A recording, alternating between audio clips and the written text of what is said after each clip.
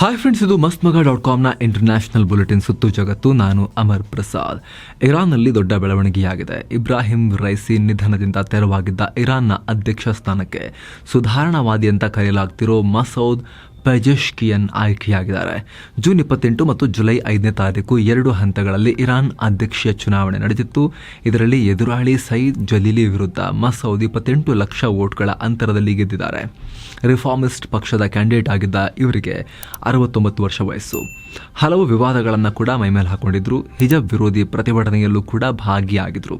ಈಗ ಅವರೇ ಅಧ್ಯಕ್ಷರಾಗಿ ಆಯ್ಕೆ ಆಗಿಬಿಟ್ಟಿದ್ದಾರೆ. ಇದರ ಬೆನ್ನಲ್ಲೇ ಜಾಗತಿಕ ವಲಯದಲ್ಲಿ ಭಾರಿ ಚರ್ಚೆಗಳು ಶುರುವಾಗಿವೆ. ಯಾಕಂದರೆ ನಿಮಗೆಲ್ಲ ಗೊತ್ತಿರೋ ಹಾಗೆ ಇರಾನ್ ಒಂದು ಕಟ್ಟರ್ ಮೂಲಭೂತವಾದಿ ರಾಷ್ಟ್ರ.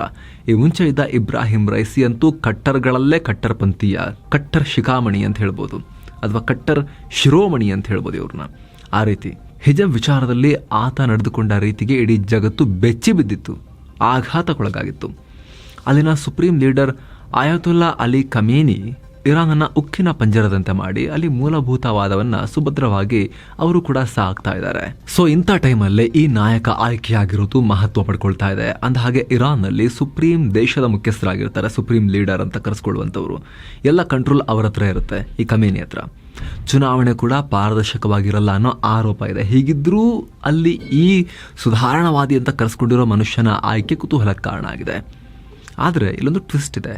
ಯಾಕಂದರೆ ಈತ ಖಮೇನಿಗೆ ಆಪ್ತ ಮತ್ತು ಅವರಿಗೆ ತುಂಬ ರೆಸ್ಪೆಕ್ಟ್ ಕೊಡ್ತಾರೆ ಅಂತ ಹೇಳಲಾಗುತ್ತೆ. ಹೀಗಾಗಿ ಈ ಆಯ್ಕೆಯ ಹಿಂದೆ ಇರಾನ್ ಸುಪ್ರೀಂ ಲೀಡರ್ ತಂತ್ರ ಇರಬಹುದಾ ಅನ್ನೋ ವಿಶ್ಲೇಷಣೆಗಳು ನಡೀತಾ ಇವೆ. ಇತ್ತೀಚೆಗೆ ಇರಾನ್ನಲ್ಲಿ ಸಿಕ್ಕಾಪಟ್ಟೆ ತೊಂದರೆ ಆಗ್ತಾ ಇದ್ದು ಅಮೆರಿಕ ಮತ್ತು ಯುರೋಪ್ನಿಂದ ಸಾಕಷ್ಟು ನಿರ್ಬಂಧಗಳನ್ನು ಕೂಡ ಹೇರಲಾಗ್ತಾ ಇದೆ ಇರಾನ್ ಮೇಲೆ. ಹೀಗಾಗಿ ಮತ್ತೆ ಅದೇ ಕಟ್ಟರ್ಗಳನ್ನು ಅಧಿಕಾರಕ್ಕೆ ತಂದರೆ ಅವ್ರ ಜೊತೆಗಿನ ಸಂಬಂಧ ಇನ್ನಷ್ಟು ಹಾಳಾಗ್ಬೋದು. ತೈಲ ಮಾರಾಟಕ್ಕೂ ಅವಕಾಶ ಸಿಗಲ್ಲ ಅನ್ನೋ ಉದ್ದೇಶದಿಂದ ಈ ಥರ ಒಂದು ದಾಳವನ್ನು ಖಮೇನಿ ಉರುಳಿಸಿರಬಹುದಾ ಅಂತ ವಿಶ್ಲೇಷಣೆ ಇದೆ. ಜೊತೆಗೆ ದೇಶದ ಒಳಗೆ ಧಾರ್ಮಿಕ ಮೂಲಭೂತವಾದದಿಂದ ಈಗ ಆಲ್ರೆಡಿ ಕುದಿತಾ ಇರೋ ಜನ ಕಟ್ಟರ್ಗಳನ್ನು ಅಧಿಕಾರಕ್ಕೆ ತಂದರೆ ಇನ್ನಷ್ಟು ರೊಚ್ಚಿಗೇಳಬಹುದು ಅಂತ ಈ ರೀತಿ ಮಾಡಿರಬಹುದು ಅನ್ನೋ ಅನುಮಾನ ಕೂಡ ವ್ಯಕ್ತಪಡಿಸಲಾಗ್ತಾ ಇದೆ. ಇನ್ನು ಇವರ ಆಯ್ಕೆ ಬೆನ್ನಲ್ಲೇ ಜಾಗತಿಕ ರಾಜಕೀಯದಲ್ಲಿ ಚರ್ಚೆ ಭುಗಿಲೆದ್ದಿದೆ. ಮುಂದಿನ ದಿನಗಳಲ್ಲಿ ಇರಾನ್ನಲ್ಲಿ ಇವರು ಸಾಕಷ್ಟು ಸುಧಾರಣೆಗಳನ್ನು ತರ್ತಾರೆ ಅಂತಲೂ ವಿಶ್ಲೇಷಣೆ ನಡೀತಾ ಇದೆ. ಮಸೌದ್ ಆಡಳಿತದ ಅಡಿಯಲ್ಲಿ ಇರಾನ್ ಪಾಶ್ಚಿಮಾತ್ಯ ರಾಷ್ಟ್ರಗಳ ನಡುವಿನ ಸಂಬಂಧ ವೃದ್ಧಿಸುತ್ತೆ. ಇರಾನ್ ಮಹಿಳೆಯರು ಕಡ್ಡಾಯವಾಗಿ ಹಿಜಾಬ್ ಧರಿಸಬೇಕು ಅಂತ ಇರೋ ರೂಲ್ಸ್ ಇದೆಯಲ್ಲ, ಅದರಲ್ಲಿ ದೊಡ್ಡ ಬದಲಾವಣೆಯಾಗೋ ಸಾಧ್ಯತೆ ಇದೆ ಅಂತ ಹೇಳಲಾಗ್ತಿದೆ.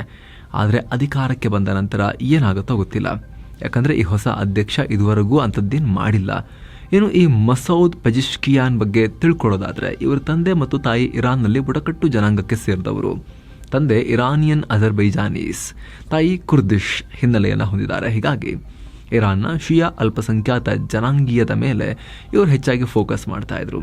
ಬೇಸಿಕಲಿ ಹಾರ್ಟ್ ಸರ್ಜನ್ ಆಗಿದ್ದ ಇವರು ಈ ಹಿಂದೆ ಅಧ್ಯಕ್ಷ ಮೊಹಮ್ಮದ್ ಖತಮಿ ಆಡಳಿತಾವಧಿಯಲ್ಲಿ ಆರೋಗ್ಯ ಮಂತ್ರಿಯಾಗಿ ಸೇವೆ ಸಲ್ಲಿಸಿರೋ ಎಕ್ಸ್ಪೀರಿಯನ್ಸನ್ನು ಹೊಂದಿದ್ದಾರೆ. ಅಲ್ಲದೆ 2016ರಿಂದ 2020ನೇ ಇಸವಿವರೆಗೆ ಇರಾನ್ನ ಮೊದಲ ಉಪಸಭಾಪತಿಯಾಗೂ ಕೂಡ ಕೆಲಸ ಮಾಡಿದರು. 2011 ಮತ್ತು 2021ರಲ್ಲಿ ನಡೆದ ಇರಾನ್ ಅಧ್ಯಕ್ಷ ಚುನಾವಣೆಗೂ ತಮ್ಮ ಹೆಸರನ್ನು ಕೊಟ್ಟಿದ್ದರು. ಆದರೆ 2011ರಲ್ಲಿ ಚುನಾವಣಾ ರೇಸ್ನಿಂದ ಇವರೇ ಹಿಂದೆ ಸರಿದ್ರೆ 2021ರಲ್ಲಿ ಇವ್ರನ್ನ ನಾನಾ ಕಾರಣಗಳಿಂದ ಅನರ್ಹ ಮಾಡಲಾಗಿತ್ತು. ಈ ಸಲ ಕೂಡ ಖಮೇನಿ ಮನಸ್ಸು ಮಾಡಿದ್ರೆ ಅನರ್ಹ ಮಾಡ್ಬೋದಾಗಿತ್ತು. ಅವರು ಫಿಲ್ಟರ್ ಮಾಡಿದ್ಮೇಲೆ ಉಳಿದವರು ಸ್ಪರ್ಧೆಗೆ ಬರೋದು ಆ್ಯಕ್ಚುಲಿಯಲ್ಲಿ. ಆದರೆ ಈ ಸಲ ಖಮೇನಿ ಆ ರೀತಿ ಮಾಡಿಲ್ಲ. ಅವ್ರನ್ನ ಕಟ್ ಆಫ್ ಮಾಡಿ ಹೊರಗೆ ಹಾಕಲಿಲ್ಲ, ಸ್ಪರ್ಧೆ ಮಾಡಿದ್ರು, ಗೆದ್ದರು, ಈಗ ಅಧ್ಯಕ್ಷ ಕೂಡ ಆಗಿದ್ದಾರೆ. ಹಾಗಾಗಿ ಇಂಟ್ರೆಸ್ಟಿಂಗ್ ಡೆವಲಪ್ಮೆಂಟ್ ಇದು ಜಾಗತಿಕ ರಾಜಕೀಯದಲ್ಲಿ. ಪಶ್ಚಿಮ ಆಫ್ರಿಕಾದ ಮೌರಿಟಾನಿಯಾ ದೇಶದಲ್ಲಿ ಭೀಕರ ದೋಣಿ ದುರಂತ ಉಂಟಾಗಿದೆ. ಪರಿಣಾಮ ಕನಿಷ್ಠ 105 ಜನ ಪ್ರಾಣವನ್ನು ಕಳ್ಕೊಂಡಿದ್ದಾರೆ. ಕಳೆದ 6 ದಿನಗಳ ಹಿಂದೆ ಗ್ಯಾಂಬಿಯಾ ಸೆನೆಗಲ್ ಬಾರ್ಡರ್ನಿಂದ ಸುಮಾರು 170 ವಲಸಿಗರನ್ನು ಹೊತ್ತೊಯ್ತಾ ಇದ್ದ ದೋಣಿಯೊಂದು ಅಟ್ಲಾಂಟಿಕ್ ಸಾಗರದ ಮೂಲಕ ಯುರೋಪ್ ಕಡೆಗೆ ಹೊರಟಿತ್ತು. ಈ ವೇಳೆ ಮಾರ್ಗ ಮಧ್ಯೆ ಮೌರಿಟಾನಿಯಾದ ಎಂಡಿಯಾಗೋ ಸಿಟಿ ಬಳಿ ತೀರದಲ್ಲಿ ದೋಣಿ ಮುಳುಗಡೆಯಾಗಿದೆ. ಇದುವರೆಗೂ 89 ಜನ ಪ್ರಾಣ ಕಳ್ಕೊಂಡಿರೋದು ಸ್ಪಷ್ಟ ಆಗಿದೆ. ಸಾವಿನ ಸಂಖ್ಯೆ 105 ದಾಟಿರೋ ಸಾಧ್ಯತೆಯನ್ನು ಅಧಿಕಾರಿಗಳು ಹೇಳ್ತಾ ಇದ್ದಾರೆ. ದೋಣಿ ಸಾಮರ್ಥ್ಯ ಮೀರಿ ತುಂಬಿದ್ರಿಂದ ಮುಳುಗಡೆಯಾಗಿರಬಹುದು ಅಂತ ಶಂಕೆ ಇದೆ. ಈ ಬಗ್ಗೆ ಸ್ಪಷ್ಟ ಮಾಹಿತಿ ಇನ್ನಷ್ಟೇ ಸಿಗಬೇಕಾಗಿದೆ. ಇನ್ನು ಪ್ರತಿ ವರ್ಷ ಆಫ್ರಿಕನ್ ದೇಶಗಳ ಸಾವಿರಾರು ಜನ ಉದ್ಯೋಗ, ಆಹಾರ ಅಂತ ಅಟ್ಲಾಂಟಿಕ್ ಸಾಗರ ಹಾಗೂ ಮೆಡಿಟರೇನಿಯನ್ ಸಮುದ್ರದಲ್ಲಿ ಪ್ರತಿ ವರ್ಷ ಮುಳುಗ್ತಾನೆ ಇದ್ದಾರೆ. ಕೇವಲ ಈ ವರ್ಷದಲ್ಲೇ ಅಂದರೆ ಬರೀ 6 ತಿಂಗಳಲ್ಲೇ ದೋಣಿ ಮುಳುಗಿ 5,000 ವಲಸಿಗರು ಪ್ರಾಣ ಕಳ್ಕೊಂಡಿದ್ದಾರೆ ಅಂತ ಮಾನವ ಹಕ್ಕುಗಳ ಸಂಸ್ಥೆಯು ಒಂದು ಮಾಹಿತಿ ನೀಡಿದೆ. ಜುಲೈ 5ನೇ ತಾರೀಕು ನಡೆದ ಬ್ರಿಟಿಷ್ ಪಾರ್ಲಿಮೆಂಟ್ ಚುನಾವಣೆಯಲ್ಲಿ ದೊಡ್ಡ ಮಟ್ಟದಲ್ಲಿ ಭಾರತ ಮೂಲದವರು ಆಯ್ಕೆಯಾಗಿದ್ದಾರೆ. 650 ಸೀಟುಗಳ ಪೈಕಿ ಒಟ್ಟು 28 ಭಾರತ ಮೂಲದ ಸಂಸದರಿದ್ದಾರೆ. ಇದರಲ್ಲಿ 6 ಮಹಿಳೆಯರು ಸೇರಿದಂತೆ ಸಿಖ್ ಸಮುದಾಯದಿಂದಲೇ 12 ಜನ ಇದ್ದಾರೆ. ಅವರಲ್ಲಿ ಬಹುತೇಕ ಲೇಬರ್ ಪಾರ್ಟಿಯಿಂದ ಸ್ಪರ್ಧೆ ಮಾಡಿದವರು. ಈ ಮೂಲಕ ವಿದೇಶಗಳ ಸಾಲಲ್ಲಿ ಕೆನಡಾ ಬಿಟ್ಟರೆ ಬ್ರಿಟನ್ನಲ್ಲಿ ಅತಿ ಹೆಚ್ಚು ಸಿಖ್ಖರು ಸಂಸದರಾಗಿ ಆಯ್ಕೆ ಆದಂತಾಗಿದೆ.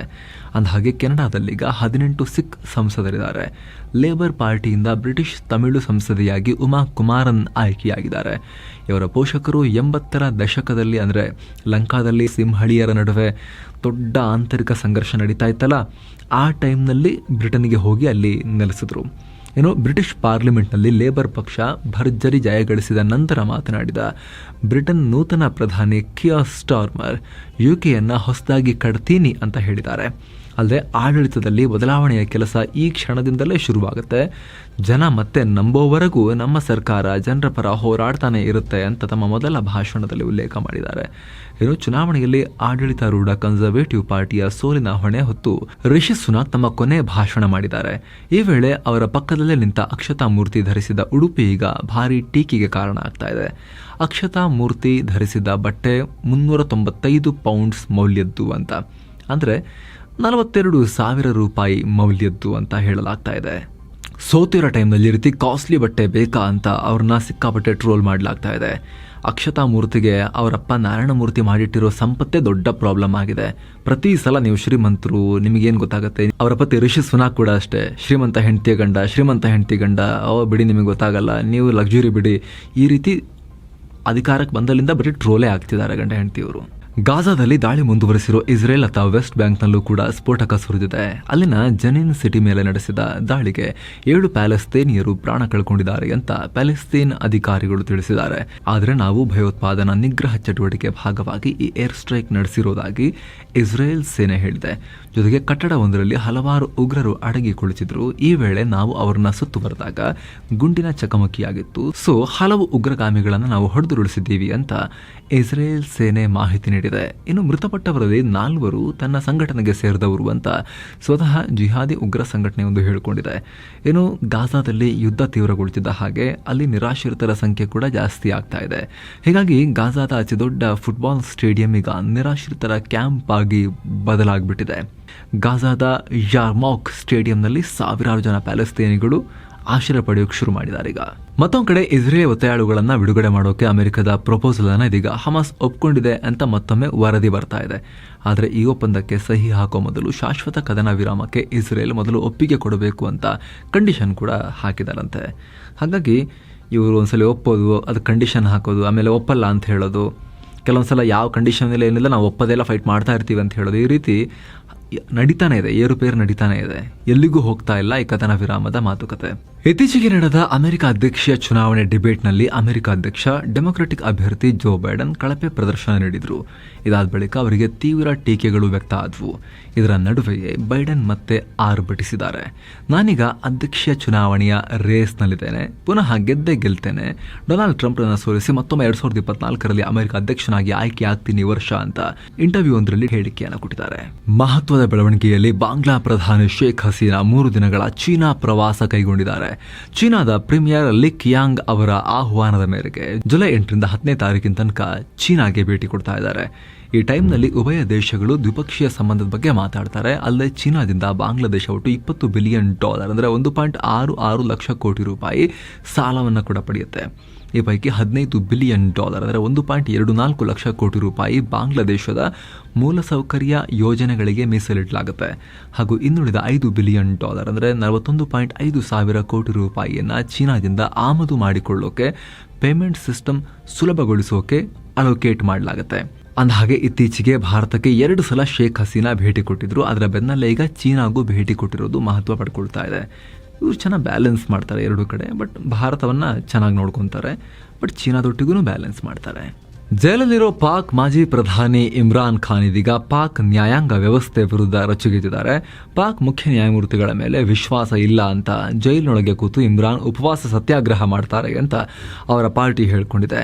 ಅಲ್ಲದೆ ಪಾಕ್ ಜೈಲಲ್ಲಿ ತಮ್ಮ ಲೀಡರ್ ಮೇಲೆ ದೌರ್ಜನ್ಯ ನಿಲ್ಲುವವರೆಗೂ ಈ ಉಪವಾಸ ಮುಂದುವರಿಯುತ್ತೆ ಅಂತ PTIನ ಲೀಡರ್ಗಳು ಇಮ್ರಾನ್ ಖಾನ್ರನ್ನ ಭೇಟಿ ಮಾಡಿದ ಬಳಿಕ ಹೇಳಿಕೆಯನ್ನು ಕೊಟ್ಟಿದ್ದಾರೆ. ಭಾರತ ಆದ್ಮೇಲೆ ನೆಕ್ಸ್ಟ್ G20 ಮೀಟಿಂಗ್ ಬ್ರೆಜಿಲ್ ಅಲ್ಲಿ ಆಗುತ್ತೆ. ಸೊ ಈ ಬ್ರೆಜಿಲ್ ನಲ್ಲಿ ನಡೆಯೋ G20 ಸಮಿಟ್ನಲ್ಲಿ ಭೌಗೋಳಿಕ ರಾಜಕೀಯದ ಬಗ್ಗೆ ಚರ್ಚೆ ಮಾಡಬಾರ್ದು ಅಂತ ಡಿಸೈಡ್ ಮಾಡ್ಕೊಂಡ್ಬಿಟ್ಟಿದ್ದಾರಂತೆ. ಈ ವಿಚಾರವಾಗಿ ನಡೆದ ಪೂರ್ವಭಾವಿ ಸಭೆ ಬಳಿಕ G20 ಸಮಿತಿಯ ಬ್ರೆಜಿಲ್ ರಾಯಭಾರಿ ಮಾರಿಸಿಯೋ ಲಿರಿಯೋ ಈ ಹೇಳಿಕೆ ಕೊಟ್ಟಿದ್ದಾರೆ. ಕೇವಲ ಆರ್ಥಿಕ ಸಮಸ್ಯೆಗಳ ಬಗ್ಗೆ ಮಾತ್ರ ಫೋಕಸ್ ಮಾಡಬೇಕು, ರಾಜಕೀಯ ಬೇಡ ಅಂತ ಸಭೆಯಲ್ಲಿ ಡಿಸಿಷನ್ ತಗೊಳ್ಳಲಾಗಿದೆ. ಯಾಕಂದ್ರೆ ಈ ರೀತಿ ಬಂದಾಗ ಅಮೆರಿಕ ಮತ್ತು ಮಿತ್ರರು ಚೀನಾ ಹಿಡ್ಕೊಂಡ್ಬರ್ತಾರೆ, ಆಮೇಲೆ ಪುಟಿನ್ ಮಾಡ್ತಿರೋ ವಾರ್ ಹಿಡ್ಕೊಂಡ್ಬರ್ತಾರೆ, ಇನ್ನೊಂದಷ್ಟು ಜನ ಈ ಗಾಜಾ ಇಸ್ರೇಲ್ನ ಸಂಘರ್ಷವನ್ನು ಹಿಡ್ಕೊಂಡ್ಬರ್ತಾರೆ. ಸುಮ್ಮನೆ ನಾವು ಯಾಕೆ ಸಿಕ್ಕಾಕೊಳ್ಳೋದು ಇದರಲ್ಲಿ, ಬೇಡ, ಇದರಲ್ಲಿ ಬರೀ ಆರ್ಥಿಕ ಸಮಸ್ಯೆಗಳ ಬಗ್ಗೆ ಮಾತಾಡೋಣ, ಅದ್ರ ಬಗ್ಗೆ ಏನು ತರೋದೇ ಬೇಡ ಅಂತ ಹೇಳಿ ಬ್ರೆಜಿಲ್ ಹೇಳಿದೆ ಅನ್ನೋ ಮಾಹಿತಿಗೆ ಲಭ್ಯ ಆಗ್ತಾ ಇದೆ. ಸೊ ಫ್ರೆಂಡ್ಸ್, ಇದಾಗಿತ್ತು ಇವತ್ತಿನ ಜಗತ್ತಿನ ಸುತ್ತಾಟ. ಮತ್ತೆ ಭೇಟಿ ಆಗ್ತಿರೋಣ. ನಮಸ್ತೆ.